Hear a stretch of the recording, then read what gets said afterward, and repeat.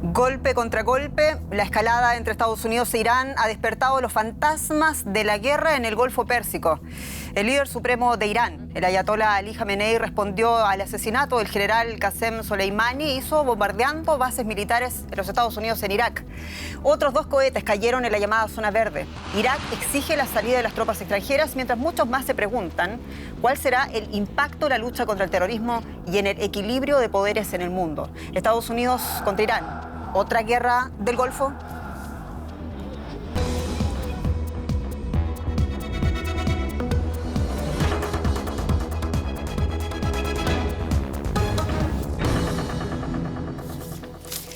Soy Jenny Pérez, sean muy bienvenidos a esta nueva edición de A Fondo en Deutsche Welle para analizar esta muy difícil situación en el Golfo Pérsico. Nos acompañan en esta edición.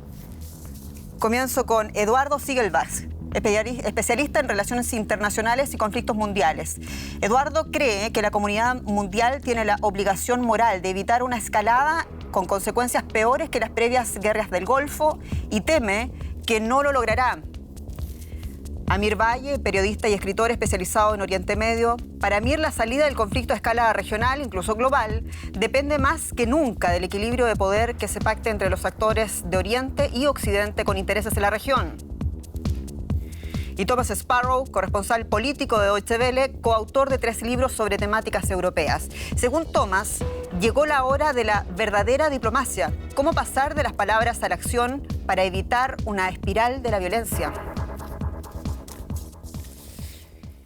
Y ustedes ya saben, pueden acompañar esta discusión, este debate a través de nuestras plataformas sociales, en las cuentas de Deutsche Welle, a través, por ejemplo, de Twitter y nuestra cuenta de correo electrónico afondo@dw.com. Vamos a comenzar inmediatamente con este tema muy difícil que va avanzando muy rápido. Y parto contigo, Eduardo, preguntándote a juzgar por las palabras de Donald Trump y también incluso por las palabras del ministro de Relaciones Exteriores de Irán, Mohammad Javad al-Sharif. La situación se está rebajando, veremos nuevos ataques. ¿Hay una chance para la diplomacia? Yo creo que la chance para la diplomacia se acabó con el momento del comienzo de la escalación. Lamentablemente tenemos aquí un escenario que lo más probable sea es que derive en más tipos de guerra proxy. ¿Tú qué tanto piensas tú? ¿Es posible? Hablabas tú de que era la oportunidad para diplomacia internacional. ¿La ves realmente? Por eso no estoy de acuerdo contigo, Eduardo, que la oportunidad para la diplomacia se terminó en el momento en que empezó la escalada. Yo creo que en este momento es cuando se tiene que pasar de las palabras a la acción. O sea, pueden ser muy necesarios esos comunicados y esos discursos pidiendo prudencia o pidiendo un fin de la escalada de violencia, pero hay que hacer algo más. Y, por ejemplo, Europa, que no ha tenido un rol muy activo hasta el momento, puede tener un rol mucho más activo, y eso es algo que, por ejemplo, la canciller alemana está tratando de hacer en discusiones con diferentes gobiernos y diferentes líderes mundiales. Yo creo que es el momento de la diplomacia. O sea, no creo que se haya acabado. ¿Y crees en el músculo político de Merkel en este tema, en este punto actual de la situación? Si alguien puede tener peso político desde el punto de vista europeo, creo que es la canciller alemana Angela Merkel. Hablando de la multilateralidad de la que tú haces mención, Tomás, y también de la que tú eres experto, quiero contrastar un poco lo que dices tú y preguntándole también a Amir, incluyéndole en este punto. Hay 2 señales interesantes. Una de Donald Trump, que habla por primera vez de la OTAN, dice: necesito y quiero que la OTAN se involucre más en esta situación. Eso después de haber enviado el asesinato del general Soleimani. Y segundo, lo que hace también el gobierno iraní ante la ONU, donde dice: nosotros no queremos una guerra, pero tampoco nos vamos a dejar. Vamos a responder con toda fuerza a cualquier agresión. Amir Valle. Sí, yo pienso ahí, como decía Tomás, que es la hora también de la diplomacia.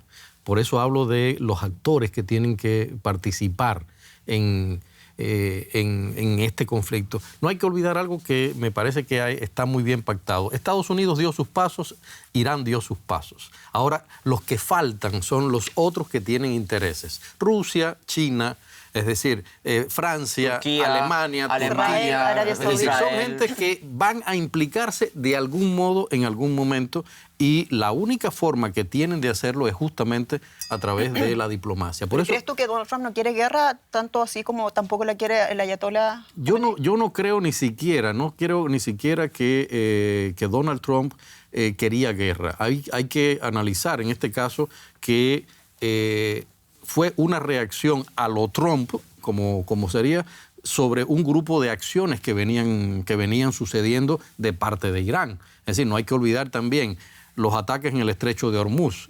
el derribo del dron, el asesinato del contratista norteamericano, las protestas en la embajada, las protestas en la embajada, es decir, las milicias populares chiitas metidas en la embajada de Bagdad.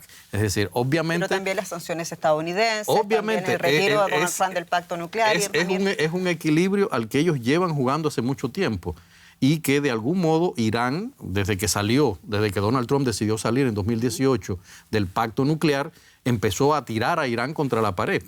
Interesante. Eduardo, Amir dice que no sabe realmente si Donald Trump quería en verdad la guerra. ¿Qué opinas tú? Yo estoy más convencido de que sí quería la guerra y que para la diplomacia lamentablemente no va a haber ningún actor que va a poder sentarse a hablar con Trump y tener la confianza de que realmente va a respetar lo que esté tratado con él. ¿No es un interlocutor válido en una acción militar en solitario como lo emprendió hasta ahora? Él en sus propias contradicciones deja saber que realmente lo único que le importa a él es Trump. Incluso si viene a coste de vidas de soldados norteamericanos que están arriesgando ahí. Pero no hay que olvidar algo, o sea, él tiene en contra al Congreso. El Congreso acaba de decir no podemos seguir metiéndonos, implicándonos en este asunto. Es decir, hay acciones en las cuales él puede tomar una determinación, pero tiene en contra al Congreso. Por otro lado, tiene en contra también a Stoltenberg, dentro de la misma ONU, que lo ha apoyado a él, pero no apoyó el asesinato de Soleimani. Sin embargo, no le pidió permiso a nadie el director de la OTAN. Pero además tiene también la posición de Guterres en las Naciones Unidas. Es decir, hay fuerzas que a él lo van a ir de algún modo acorralándolo ahora que por primera vez él empieza, como decíamos, a jugar a lo multilateral. ¿Te parece que Donald Trump se deja, digamos, por esa presión internacional que menciona Amir? En ocasiones anteriores no necesariamente lo ha hecho. No creo que sea algo que le importe mucho a la hora de tomar decisiones como las que tomó. Tampoco creo que él esté jugando ahora en particular al tema multilateral. Creo que ¿Y por qué cita la OTAN entonces? Porque la OTAN siempre ha sido en el discurso de Donald Trump, ha sido ya sea el crítico porque los otros países no invierten lo suficiente, o en este caso porque él de verdad cree que la OTAN debería tener un rol mucho más grande en Oriente Medio. Algo que, por cierto, Stoltenberg, el de la OTAN, también está de acuerdo. En un comunicado de la OTAN dijo, sí, la OTAN puede hacer mucho más, van a seguir discutiendo exactamente cómo. Y, por cierto, la OTAN también ha estado de acuerdo con las críticas de Donald Trump, asegurando que países como Alemania deberían pagar más de lo que pagan actualmente en temas de defensa. Correcto, y algunos analistas también sugerían que ese llamado era o ese toquecito, digamos así, que Donald Trump le daba a ese llamado a la OTAN era más bien para, en ese contexto de lo que estaba exigiendo las autoridades iraquíes de que se retiraran las fuerzas extranjeras de Irak, es algo que es indeseado por los Estados Unidos. Estamos viendo ahora, sin embargo, están todos preparando maletas, no quieren hacerlo aparentemente, pero Alemania también está haciendo lo propio, las fuerzas todavía están allí. ¿Es algo que veremos por parte de la Bundeswehr? Pues que Alemania tiene primero no muchos soldados en Irak. Sí tiene, por supuesto, soldados en la región, pero en Irak, la verdad, no son mucos. Creo que el número es algo así como 140, y los que se están moviendo ahora a Jordania y a Kuwait son como 30 y pico. O sea, no es mucho, y lo hacen por precaución y lo hacen de manera temporal. O sea, no es un movimiento permanente. Es algo que Alemania está considerando, como también lo está considerando otros países. Alemania va a mandar un equipo de alto rango a Bagdad para determinar cuál es el futuro, no solamente de las tropas alemanas ahí, sino también para discutir todo el tema de tropas internacionales, de la lucha contra Estado Islámico, porque no hay que olvidar que aquí hay una cosa muy importante. En la medida en que haya más tensiones en Oriente Medio, eso es algo que puede ser un premio en bandeja de plata para Estado Islámico, que puede reforzarse, que puede aprovechar todo este desorden para reforzarse militar y políticamente. Claro. Y eso es algo que Alemania y Europa y otros países, por supuesto, no quieren. También hay que citar que un elemento clave de la lucha contra el Estado Islámico era precisamente ese general de las fuerzas del Quds que fue asesinado por orden de Donald Trump. Es un ataque que dolió en el alma del ayatollah, es Jamenei, que además es el segundo hombre más importante de Irán, es quien decide la paz o la guerra, dicen por ahí los analistas en Irán. Este general, sin embargo, provoca la ira de Irán. Como represalia hay un ataque contra las bases militares estadounidenses en Irak y, sin embargo, es un ataque que no genera víctimas. No pudo o no quiso Irán Javier. Primero, yo digo que no quiso y no pudo. Aquí hay algo muy simbólico. La muerte de Soleimani se produce a las 1:20. El ataque a las bases en Irak se producen a las 1:20. Lo hacen de madrugada. Todo el mundo sabe dónde están los soldados de madrugada. Es decir, no hay soldados dispersos. Y lo hacen con lugares, cosas muy dirigidas, pero además sabiendo algo muy interesante, que era que Estados Unidos en la región tiene un sistema que permite saber cuándo salen los cohetes.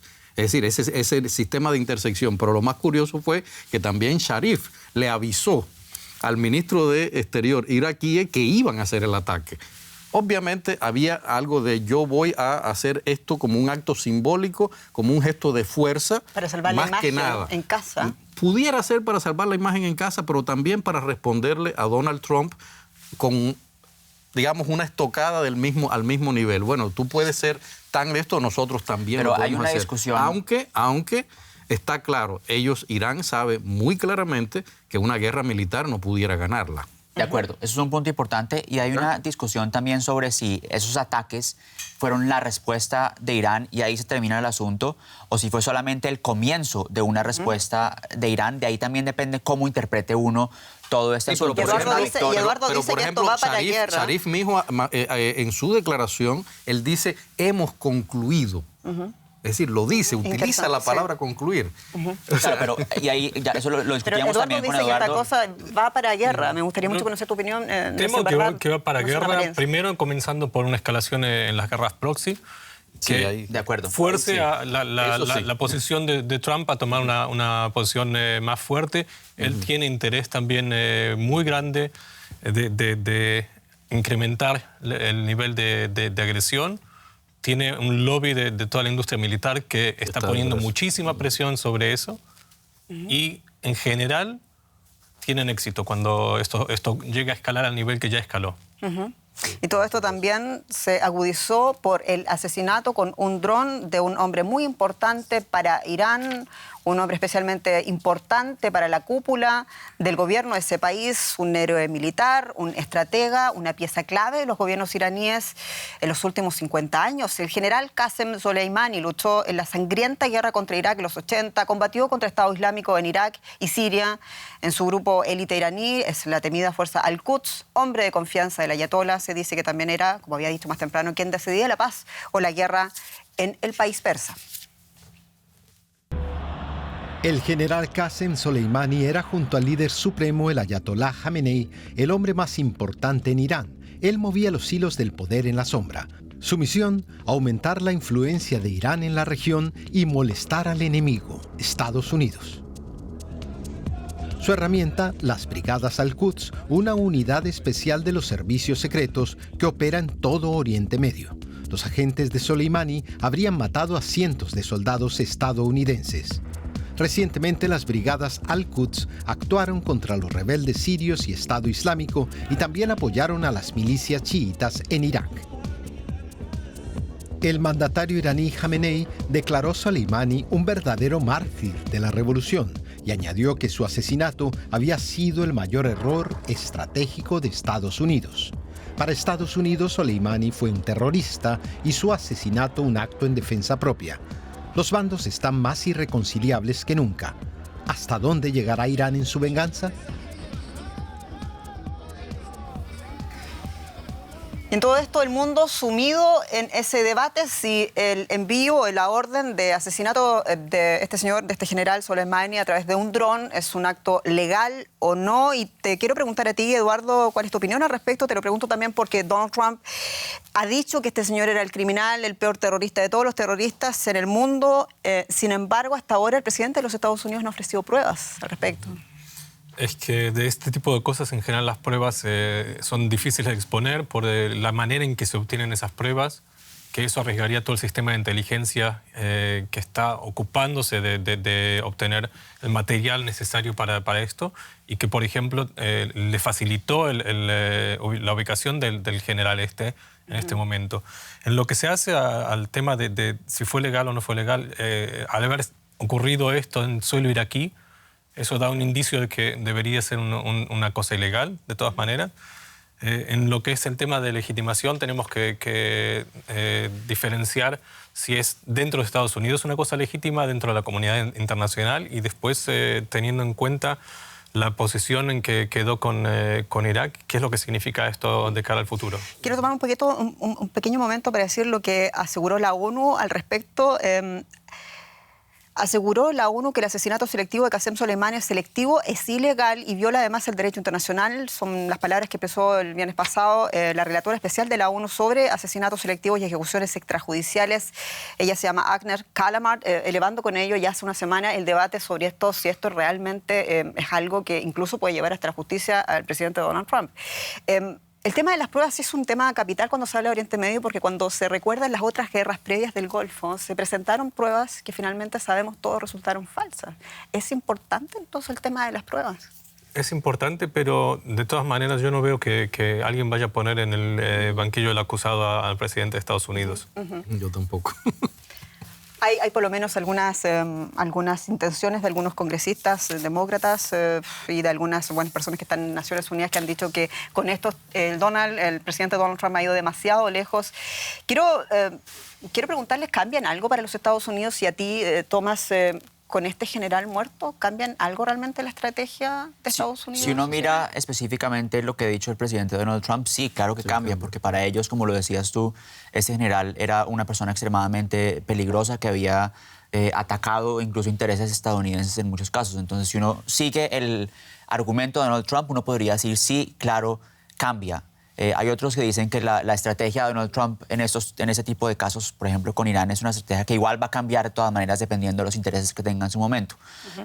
Hay quienes dicen que Donald Trump no tiene estrategia con Irán. Yo creo que la estrategia es esa impredecibilidad que hace que todos los demás países estén siempre en alerta sobre lo que puede o no puede hacer Donald Trump.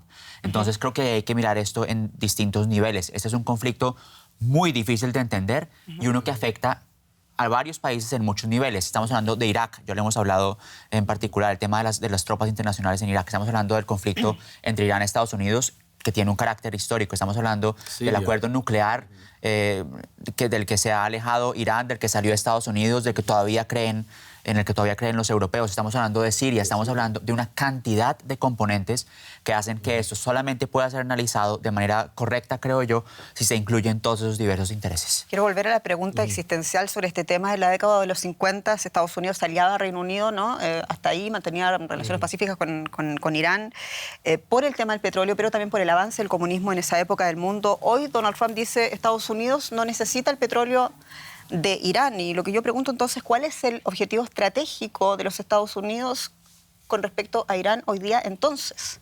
Mira, no hay que creer en ese sentido el discurso de Estados Unidos en relación con que no necesito el petróleo. Estados Unidos necesita el Medio Oriente y no por gusto ha apoyado siempre todas las gestiones de Israel en el Medio Oriente. En este momento, básicamente yo pienso que el ataque con Irán, o sea, el ataque a Irán, responde a un momento en el que Donald Trump, sobre todas las cosas, está intentando frenar otros intereses que están en los últimos años entrando dentro del área. Estoy pensando básicamente en el interés ruso. Es decir, uno nunca puede perder la perspectiva de ese eterno dilema entre Estados Unidos y Rusia, que en este momento en la región pasa que en los años 50, digamos, cuando Estados Unidos justamente lanzó el golpe de Estado contra Mossadegh, no existía. Rusia era sencillamente una presencia muy pequeña, a pesar de que se hablaba de comunismo, no tenía el protagonismo que tiene hoy en la región, básicamente por sus alianzas contra la guerra, el Estado Islámico, básicamente. Y esa es una pieza que uno no puede quitar del medio. El otro problema es el eterno dilema que tiene Estados Unidos de tratar de controlar a Arabia Saudita, que es otro problema que también, generalmente, Estados Unidos es un país en el que lo que ha funcionado casi siempre ha sido su idea de país monopólico, de yo mando donde yo estoy. Eso es algo que realmente ha sido, digamos, lo que ha marcado a todos los presidentes. Estamos hablando desde que se dio el Estado se volvió a colocar a Mohammad Reza Pahlavi en el 53 en Irán. todos los presidentes de Estados Unidos han mantenido la misma política. Sí, pero cuando Ya llega hasta Donald Trump... justamente eso se mantiene hasta el 79. Claro, hasta ahí el no había 79. conflicto con No había hasta que ningún, pasó fueron lo de la 26 embajada, ¿no? años de una paz absoluta en la región. ¿Por qué? Sencillamente porque Estados Unidos en ese momento tenía actores muy implicados dentro. No hay que olvidarse. Carter decía, mi amigo indestructible es justamente Mohammad Reza Pahlavi. Lo decía públicamente. Las relaciones de Irán y Estados Unidos son indestructibles. Sí, pero un año después viene la revolución islámica y se le va todo, y a partir de ahí empieza... La revolución islámica y también la guerra de Irak, cuando Y a Estados partir de Unidos ahí empieza ese gran problema con Saddam Estados Hussein, Unidos. han pasado muchas cosas. Pero lo que quería indicar es que justamente eso comienza cuando otros intereses empiezan a gravitar fuertemente en la región. No se puede olvidar eso. O sea, sí es una cuestión de petróleos, dice Amir. Creo que hay que tener también en cuenta que no son solamente intereses fuera de Estados Unidos, sino también intereses dentro de Estados Unidos. Hay dos temas fundamentales en este momento en Estados Unidos que son fundamentales para el presidente Donald Trump. Uno, el tema de la posible reelección. Él quiere tener algo que pueda presentar como una victoria de cara a la reelección. Y dos, el tema que probablemente le afecta más a él, su ego y su rol como presidente. Obviamente estamos hablando del tema del impeachment. Claro, pero son temas tan importantes que tú mencionas, porque a la hora del análisis para determinar si el general, bueno, ya se murió el general, vendrá otro general, pero Irán sigue. ¿Irán es una amenaza para el mundo? Todos los gobiernos necesitan tener un gobierno al que puedan criticar, en particular el gobierno de Estados Unidos, un gobierno al que puedan considerar como su principal oposición. Y eso es lo que Donald Trump ha tratado de hacer en este caso con Irán. Otros presidentes han escogido otros países que tengan ese rol. Claro, porque me recuerdo, por ejemplo, cuando George W. Bush en 2002, el eje del mal, Irán, Irak, Corea del Norte. Hemos visto lo que hizo Obama, descongeló, firmó un pacto de no proliferación nuclear. Claro, la política estadounidense es una política antagónica. Bueno, la diplomacia viene Donald Trump sin que pase realmente nada, a la luz de las pruebas, de nuevo Eduardo digo, se desmonta ese tratado y comienzan las hostilidades, comienzan las sanciones estadounidenses hacia Irán, y uno se pregunta de quién es la responsabilidad de todo esto, quién empezó primero en estos últimos 2 años para que veamos la situación en este punto ahora mismo. Hay dos maneras, yo creo, de afrontar el tema de Irán, que son las dos maneras en que se ha hecho en los últimos años. Está la manera en que lo hizo Barack Obama, apoyado, entre otros, por la canciller alemana, por el gobierno del Reino Unido, con todo el tema del acuerdo nuclear de Irán, que era: sentémonos a dialogar, busquemos dónde hay temas en común, y eso es lo que puede hacer que Irán baje sus pretensiones nucleares y que su influencia negativa en la región disminuya. Donald Trump y su gobierno no creen en esa política, creen que la forma de hacer que Irán baje sus amenazas y no tenga esas armas nucleares es a través de fuerza, a través de amenazas y a través de ese poderío militar. Entonces hay que mirarlo como algo también de diferentes gobiernos que tienen diferentes metas y diferentes formas de lograr esos objetivos. Por lo que vamos a ver, es muy difícil que Donald Trump cambie o dé un giro en esa política hasta que veamos las nuevas elecciones y probablemente gane sus elecciones en los Estados Unidos. Entonces, bueno, es preocuparse y también analizar un poco las consecuencias del asesinato de este general. Me imagino también Irán va a repensar su estrategia en la región, y uno se pregunta entonces qué pasa con los aliados de Irán en la región. Hablemos de Hamas en Gaza, hablemos de Hezbollah, ¿no? En el Líbano, hablemos también de las milicias proiraníes que están en Irak, que están en Siria, ¿no? Van a tener un flujo mucho más grande de dinero y van a tener obviamente muchos más incentivos para golpear mucho más duro donde están. Entonces, eso es lo que a mí me indica que la presión que va a tener el lobby que sí quiere la guerra dentro de Estados Unidos va a ir aumentando y incrementándose hasta que tenga suficiente excusa Trump o Irán como para realmente tener una escalada mucho más grande. Y yo no creo que una guerra ahí significa, por la simetría de potencia bélica, no creo que signifique necesariamente que va a ganar Estados Unidos.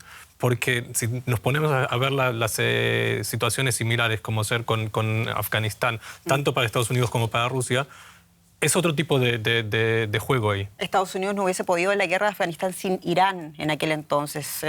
Por ejemplo, ese es un análisis bastante interesante. Hay presidentes que replicaron lo que dijo Donald Trump con mucho entusiasmo. Uno de ellos fue el presidente de Brasil, Jair Bolsonaro. Lo hizo de una manera bastante peculiar. Y dice, entre otras cosas, que el general asesinado, el general iraní al-Salmani, era en realidad responsable de actos terroristas que afectaban incluso a América Latina, y menciona el atentado contra la mutual judía de la AMIA en el año 1994. ¿Qué te parece a ti? Eso es un antecedente que no conocíamos hasta ahora de esos reportes que esta periodista sí ha leído, y el nombre de al-Salmani nunca apareció. Yo creo que eso es otra manipulación más, igual que la manipulación de Pence, y también pueden hablar que estuvo involucrado en el asesinato de Kennedy.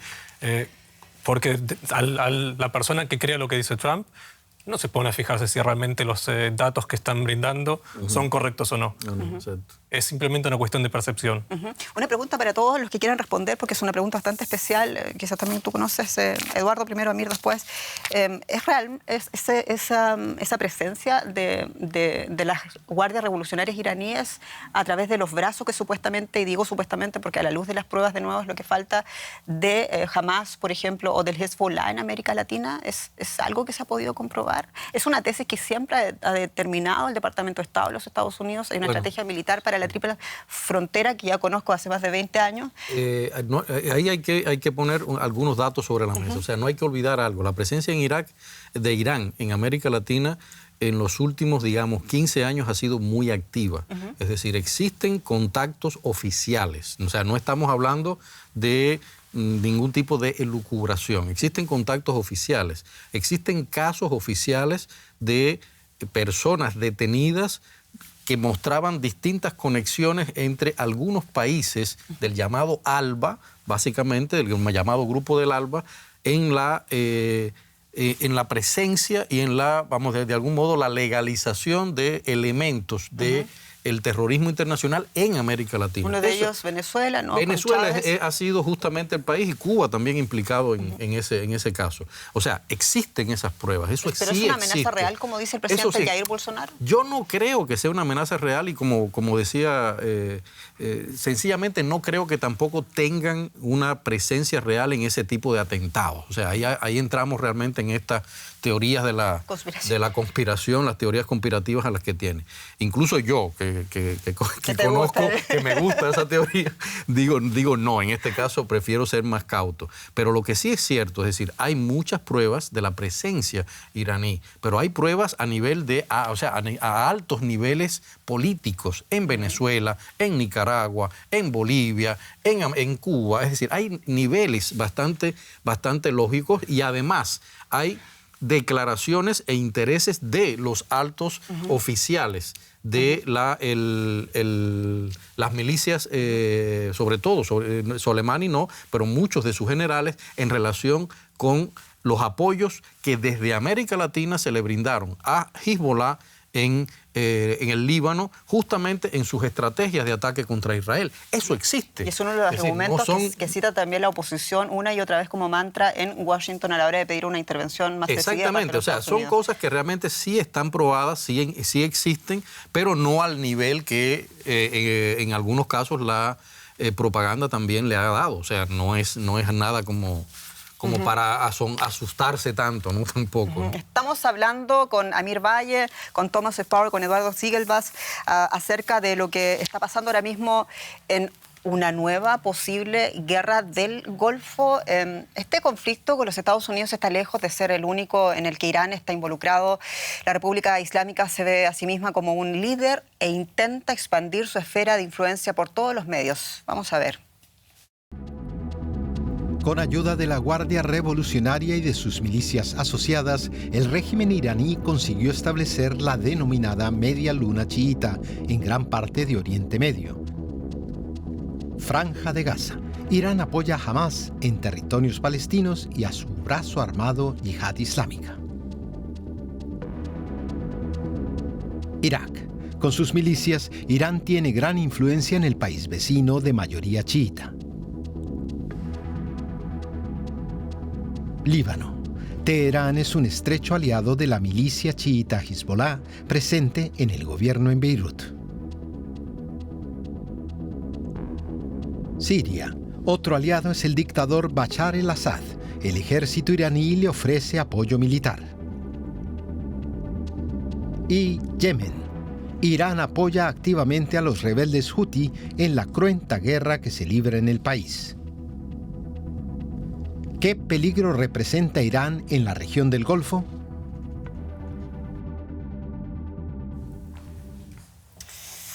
Bueno, ¿cómo calibrar esta situación los distintos actores? Pero hay una pregunta fundamental. ¿Qué país, qué institución puede decir si Irán puede o no, o debería aumentar o continuar su influencia en la región de Oriente Próximo y Oriente Medio? Es lo que quiero preguntarle, Eduardo. ¿Te parece a ti que es algo que se puede valorar en esos términos? Yo creo que ya hemos visto qué es lo que pasa cuando se genera un vacío. Al perder Irak influencia dentro de la constelación del Golfo, vimos realmente qué fue lo que emergió de eso. El Estado Islámico es uno de esos tantos fenómenos, pero no el único. Entonces, si menguase la influencia de Irán ahí, tendríamos algunos efectos positivos, pero también muchos efectos negativos, que tampoco hay que olvidarlos. No es solamente que el Hamas dejaría de tener la fuerza destructiva que tiene o el Hezbollah dejaría de tener el aprovisionamiento bélico que tiene, sino que tenemos que pensar también qué son las otras cosas que también suceden, porque en general, en lo que va, en todo el tema belicismo, en todo el tema de guerra, va de la mano también políticas sociales, porque también reparten a los pobres para tener el apoyo de los más pobres. Eso es muy interesante. O sea, no es tan fácil quitar todo el poder de fuego y decir estos son los malos. O sea, hay dimensiones grises que incluso acá desde Occidente para nosotros es muy difícil de calibrar.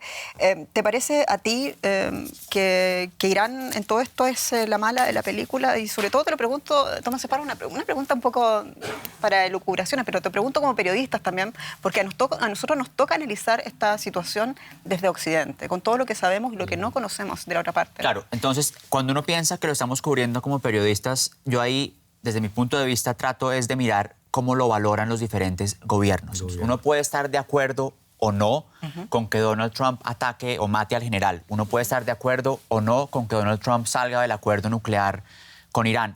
Pero casi todos los gobiernos en Occidente que yo he visto, o sea, y sobre todo todos los que de alguna manera apoyaban el acuerdo nuclear con Irán, consideraban que Irán tenía una influencia negativa en la región.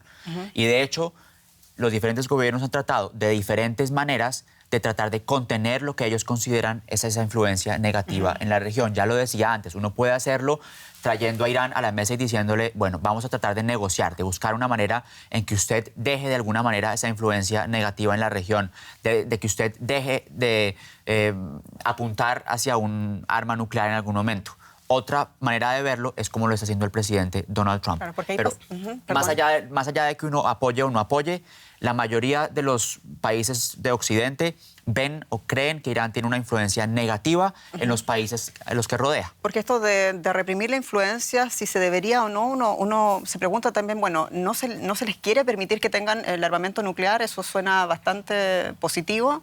Pero ¿por qué lo tienen otras potencias que tampoco son muy positivas a la hora de manejar su política exterior, como Pakistán, por ejemplo, todos los otros países que sí tienen la bomba atómica? Y hay este contencioso con Irán y las respuestas son distintas. Ahí hay algo que es muy interesante. O sea, uno cuando analiza la región, usualmente, vamos a decir, históricamente habían tres grandes enemigos. Uno era Irán, con Saddam Hussein, el otro era Libia, con Gaddafi, y el otro era justamente Irán con lo que sucedió después de la revolución de 1979 con la fundación de la República Islámica de Irán. ¿Qué es lo que sucede? Los demás países, si nos fijamos, Emiratos Árabes Unidos, los otros países que tienen el poder que tiene la región. ¿Cuál es el poder que tiene la región? Sencillamente el petróleo, el gas natural, es decir, las grandes reservas de tener, vamos a decir, una parte de fuerza en el comercio internacional impuesto por el valor del petróleo. Básicamente, ¿a qué se dedicaban? No se dedicaban a fomentar la política regional, se dedicaban sencillamente a su política nacional. Es decir, por eso, por ejemplo, Kuwait desarrolla, Emiratos Árabes Unidos desarrolla enormemente, o sea, tienen un gran desarrollo. Pero estos países específicamente se dedicaron a una gran parte de su gestión a contraponerse al emisario norteamericano en la región, que es Israel. Y que hizo O sea, eso es lo que ha provocado justamente que de pronto Estados Unidos se lanzara contra Libia, se lanzara contra Irán primero, luego de haber sido amigos. O sea, en determinadas épocas los utilizó. Lo mismo pasa con Irán ahora. Es decir, y de pronto uno no se puede olvidar. Estamos hablando de uno de los estados totalitarios más fuertes de la región, que además tiene a su pueblo sumido en una pobreza que cada vez va siendo más galopante, 3,6%. Ayudado por las sanciones estadounidenses. Exactamente, por todas las sanciones de Estados Unidos, pero además, es decir, de pronto todo eso consolidado a una lucha regional por los poderes en la Pero aquí tampoco en Alemania hay muchos unísonos respecto a eso. También hay mucha gente en el sector industrial que están muy molestos con esa orden del presidente Donald Trump, que quien comercie con Irán va a tener que también... Alemania tiene intereses comerciales bastante grandes. ¿Pero no le parece a usted que es injusto eso? Usted dice, yo no comercio con ellos, pero ustedes tampoco, y si lo hacen también les va a caer. Bueno, desde el punto de vista del gobierno alemán apoyó, por supuesto, el tema del acuerdo nuclear. Es uno de los países que firmó el acuerdo nuclear con Irán. Es un país que ha dicho que sigue apoyando el acuerdo nuclear con Irán, así Irán de pasos al costado, pero que tampoco van a quedarse simplemente callados mientras Irán da un paso y otro paso y otro paso para alejarse del tema del acuerdo nuclear que firmó también hace unos años. Entonces, Alemania... Cuando uno analiza Alemania, tiene que verlo siempre desde el punto de vista político y económico.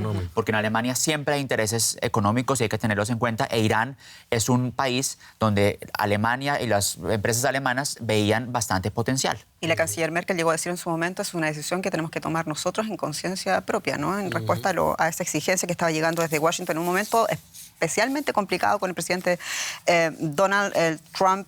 Quiero preguntarles, ¿nos quedan cuántos minutos de programa? Wie viel Zeit haben wir noch, Sascha? 5 minutos. Quería preguntarle respecto a lo que podemos ver ahora mismo. Estamos hablando que no era posible ver un ataque inminente de los Estados Unidos, no a juzgar por las palabras de Donald Trump, pero sí podemos ver una escalada, decías tú, en otro nivel. Sí. Yo creo que tenemos aquí varias cosas que están presentes. Y ahí voy a decir que la declaración tuya de que Israel es en cierta parte el emisario que está ahí siendo la punta de lanza de Estados Unidos, me parece que es un poco una aberración y responde un poco a cierta propaganda política con la cual no estoy de acuerdo.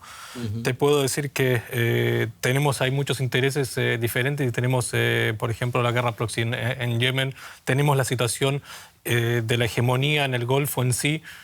Si aumenta la presión por parte de Irán sobre el Golfo de Hormuz, eso está dañando severamente a Arabia Saudita y cambia totalmente la distribución de los poderes y de la forma en que se puede transportar energía, que es lo que hace que funcione el Golfo, transportar energía a los países desarrollados que consumen eso. El flujo de petróleo se puede ver afectado y con eso efecto dominó. También Europa es algo, recordemos que Europa está luchando por tener su propia conexión energética con Oriente y esto realmente no son buenas noticias.